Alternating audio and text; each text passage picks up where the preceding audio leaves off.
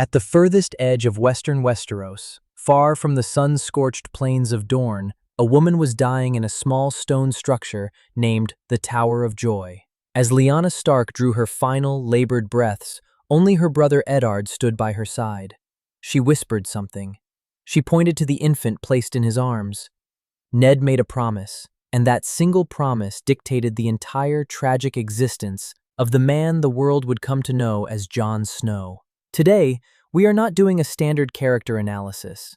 We are exchanging how the psychology of bastardy, the burden of duty, and the crushing weight of self-sacrifice can construct and ultimately dismantle a human being.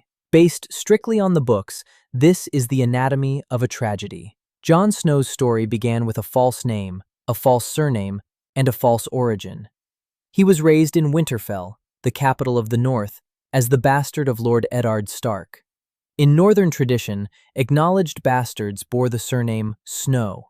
It was simultaneously an acceptance and a permanent brand of shame. His mother was never spoken of. When King Robert Baratheon pressed him, Ned casually mentioned a woman named Willa.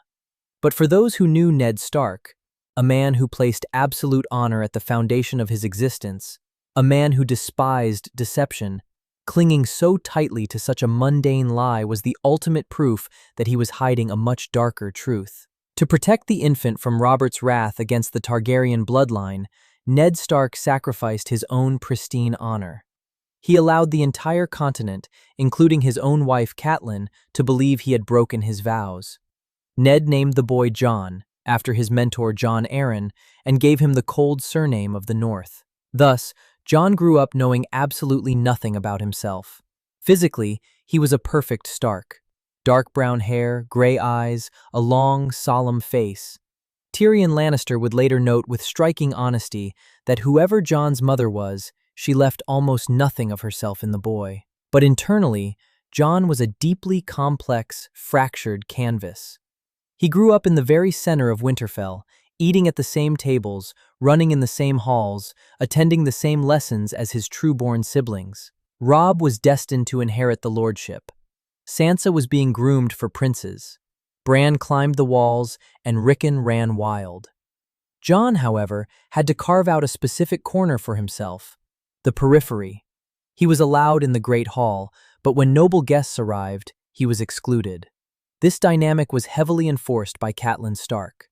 She saw him as the living, breathing evidence of her husband's betrayal. She didn't beat him or starve him. She practiced something far more destructive, active erasure. She looked at him with a cold, distant resentment. For a child, there is nothing more devastating than a gaze that annihilates you without ever touching you. Jon internalized this. It birthed the psychology that would define his entire life, the desperate urge to prove himself, to earn a place in a world that structurally rejected him. He found his anchors in Robb and Arya. His bond with Robb was the warmth of true brotherhood, untainted by status. But Arya was different. Both of them were outsiders in their own family. When Jon gave her the small sword, Needle, it wasn't just a gift. It was a profound acknowledgement. He truly saw her. Driven by this deep-seated identity crisis, Jon chose the Night's Watch. He believed it was a place of honor, where a bastard could forge a name through merit. Tyrion Lannister tried to warn him on the journey north. "Bastards and broken men," Tyrion said. He warned Jon that the world would eventually force him to see what the Watch truly was. Jon heard the words, but he couldn't comprehend them until he stood before the 700-foot-tall monster of ice. The Watch was not a brotherhood of heroes. It was a frozen penal colony filled with society's outcasts, thieves, rapists, and murderers. Jon, trained in a castle and well-fed, naturally outclassed them. But instead of leaning into his superiority, the teachings of Ned Stark surfaced.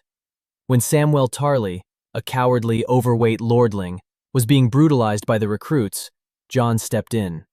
He protected Sam, knowing it offered him no personal advantage.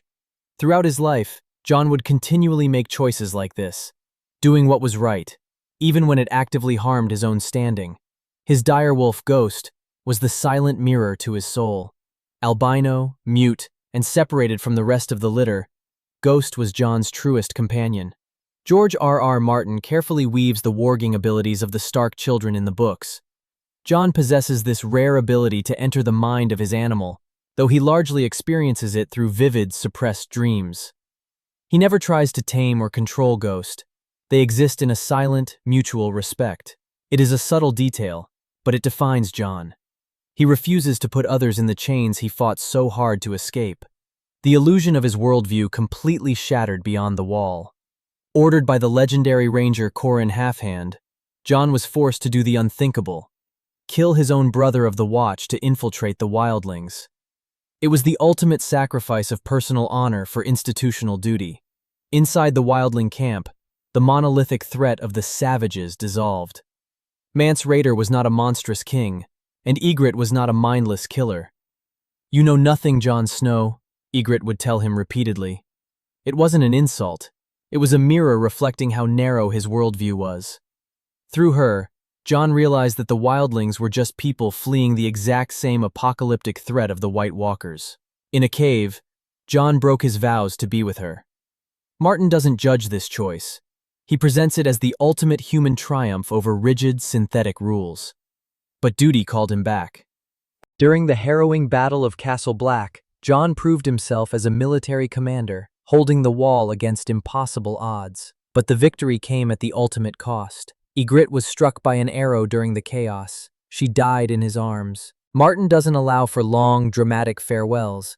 The tragedy is brutally quick, burying the grief under the ashes of war. In the aftermath, Stannis Baratheon offered Jon the ultimate fantasy: legitimation. He offered him the name Stark and the lordship of Winterfell. It was everything Jon had ever wanted. But the price was burning the ancient godswood, the heart tree of his ancestors. Looking at Ghost's red eyes, which mirrored the weeping sap of the weirwood, Jon refused. He chose the pain of his bastardy over the destruction of his soul. Elected as the 998th Lord Commander, Jon faced his true crucible. He saw the terrifying mathematics of the impending apocalypse. Every wildling left north of the wall would inevitably become a soldier in the army of the dead. Jon made the only correct, humane, and strategic choice. He opened the gates to the enemy. But leadership is a lonely, crushing burden. To protect the people he loved, Jon pushed them away. He sent Sam to the Citadel and Maester Aemon to the south. He shielded them, but in doing so, he stripped away his own support system. The Night's Watch, blinded by thousands of years of generational hatred, viewed his strategic foresight as absolute treason. Then came the pink letter. Bearing the seal of Ramsay Bolton, it threatened his sister and demanded his submission. It struck the deepest, most unhealed nerve of his existence: his family. Jon summoned the men and declared he was marching south, breaking the oldest, most fundamental vow of the Night's Watch to not interfere in the wars of the realm. For the traditionalists, this was the final straw. In the frozen courtyard, the mutiny was not an act of mustache-twirling evil.